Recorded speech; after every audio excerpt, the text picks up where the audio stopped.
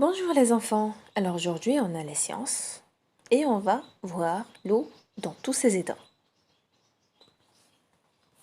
Alors l'eau est le liquide le plus courant sur la Terre, mais on en trouve aussi à l'état solide, la glace et à l'état gazeux, la vapeur d'eau.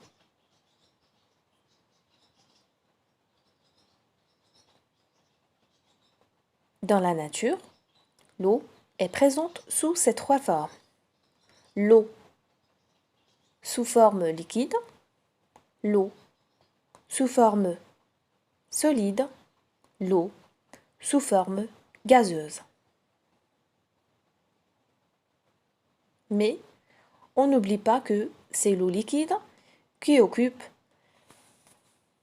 la plus grande part puisqu'elle constitue les océans, les mers, les lacs et les cours d'eau. On distingue l'eau salée de l'eau douce. L'eau salée est présente dans les océans et les mers.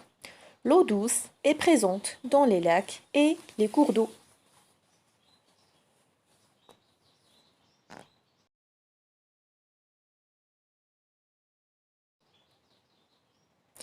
Sur la Terre, 97% de l'eau est salée. À l'état liquide, l'eau n'a pas de forme propre. Elle prend la forme du récipient qui la contient et sa surface est horizontale.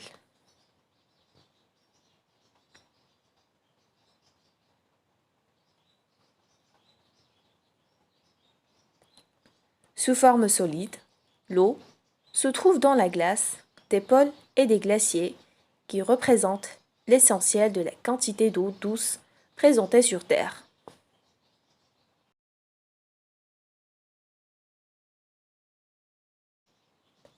Lorsqu'elle devient solide, l'eau garde la forme qu'elle avait à l'état liquide.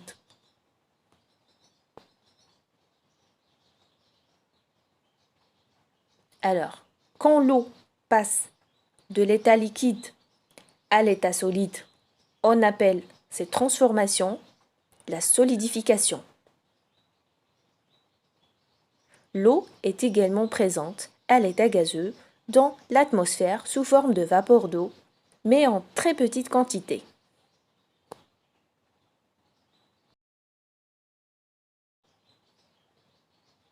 À l'état gazeux, l'eau, ou plus exactement la vapeur d'eau, est impalpable et invisible.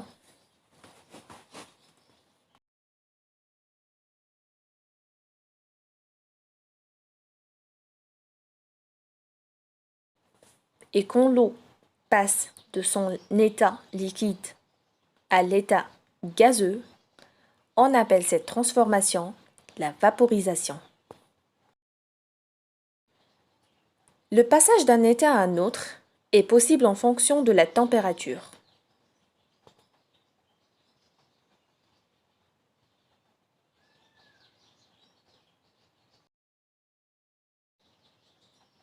À 0 degré, 0 Celsius, l'eau devient une glace. Vers 100 degrés, l'eau devient un gaz.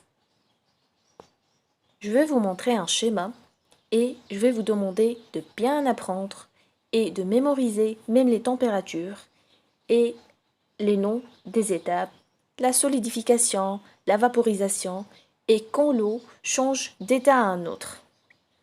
Je vais vous demander de faire un exercice sur vos cahiers Luciole et bien sûr je vais vous envoyer la correction. Bon courage les enfants.